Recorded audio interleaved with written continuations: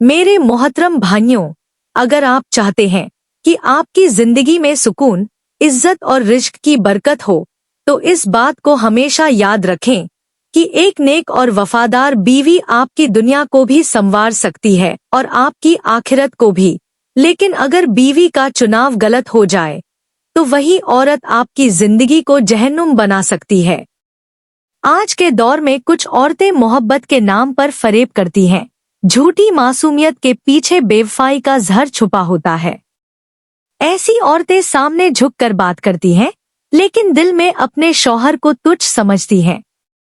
वह शौहर की मौजूदगी में भी गैर मर्दों से ताल्लुक रखती हैं, सोशल मीडिया पर दिखावे की जिंदगी जीती हैं, अपने जिस्म और आवाज से दूसरों को मुतवज्जे करती हैं, और जब पकड़ी जाती हैं तो झूठ और आंसू को ढाल बना लेती हैं।